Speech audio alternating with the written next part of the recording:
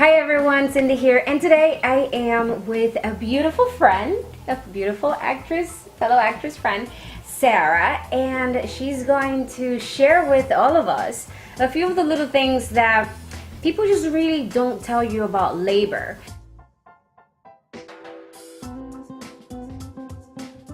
Now this topic came up because clearly I went through it a couple of years ago, and she went through it a little more recent. Yeah, 14-month-old. 14-month-old. Yeah. So what's the first thing that you remember, if you can, that no one tells you? Okay, so I would say one of the first things that people don't talk about is nothing goes according to plan. So just go into it from the very beginning with an open mind. So you're telling me that, the whole birth plan that people talk about, you prep so that this is what I want to take, this is my focal point, this is my massage ball, this is the heater. Oh, yeah. Did you use any of that stuff? I actually didn't even understand the idea of a birth plan. So I went in very open. But I did see all of these people with this playlist of music and all of these crazy things. You panic to get all of these things to the hospital in the first place, and then you don't use any of them.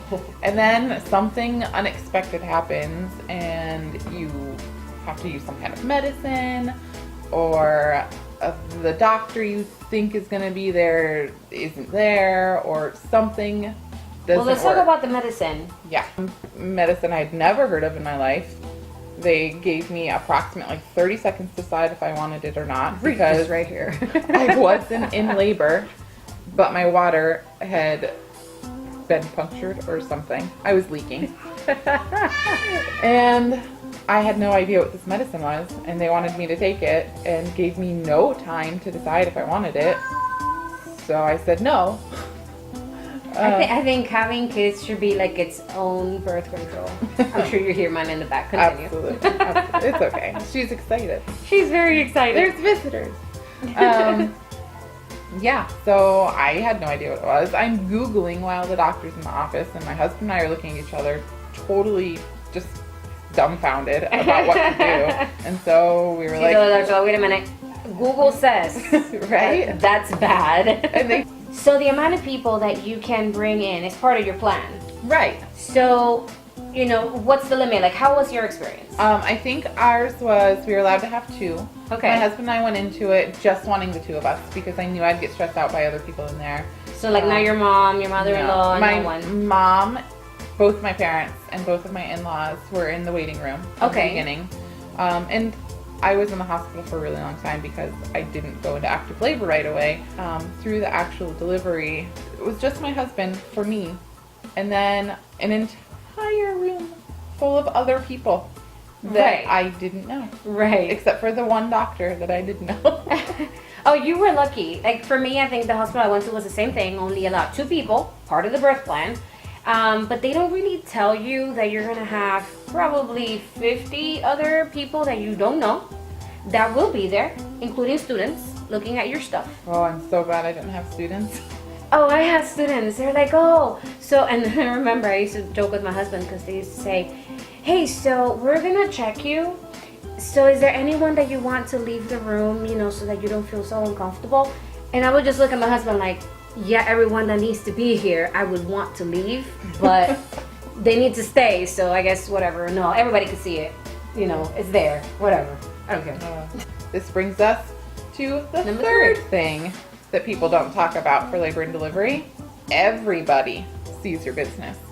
There are so many people that check you to see your progress, nurse after nurse, and if you're there for a long time, shifts change, you get a bunch more nurses. Oh, and did they ask you to bring the mirror?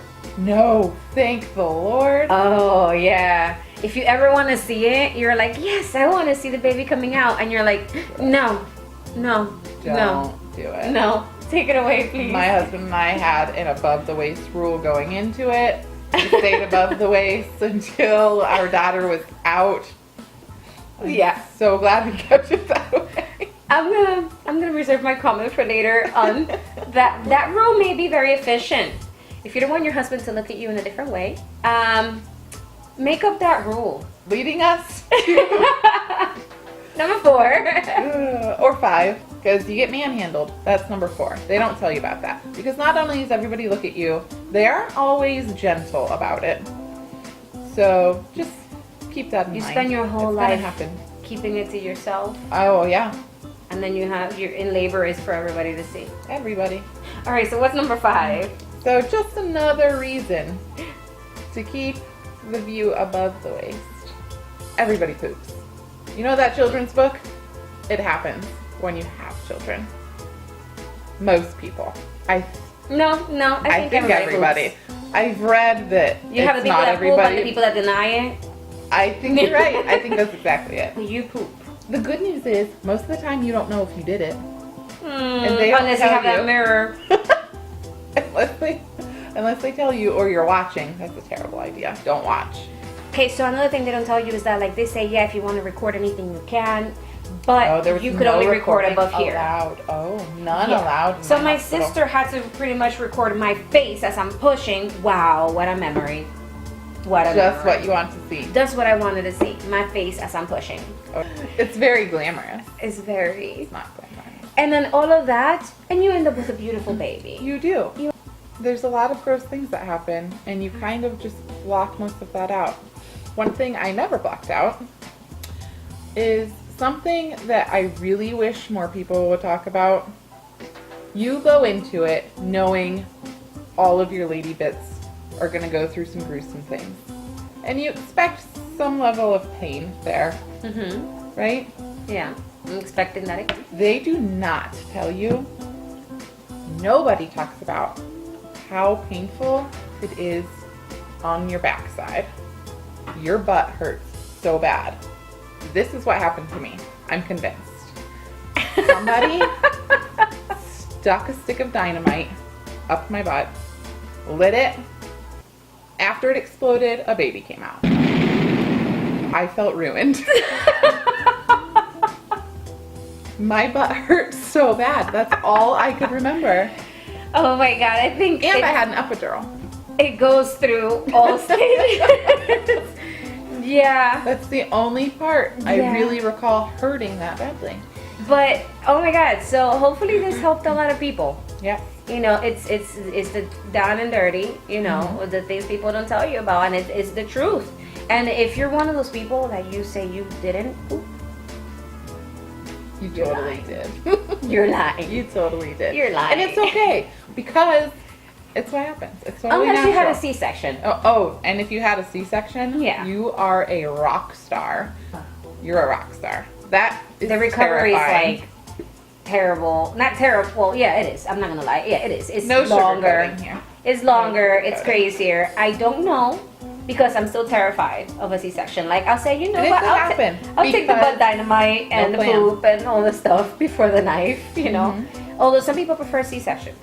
I have a friend who prefers C-sections. Yeah. And still, rock star, because that's so scary. It's super scary.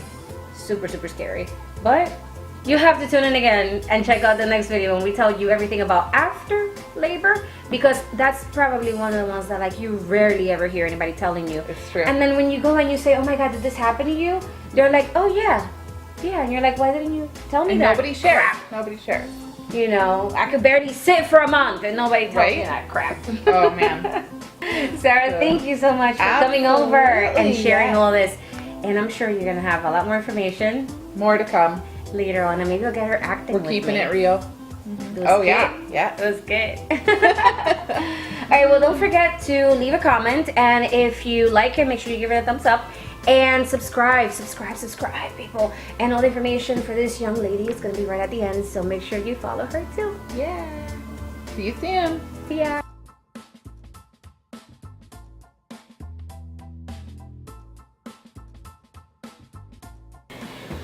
Oh yeah. And super important. If you take anything away from this, remember this one thing. You don't get to eat.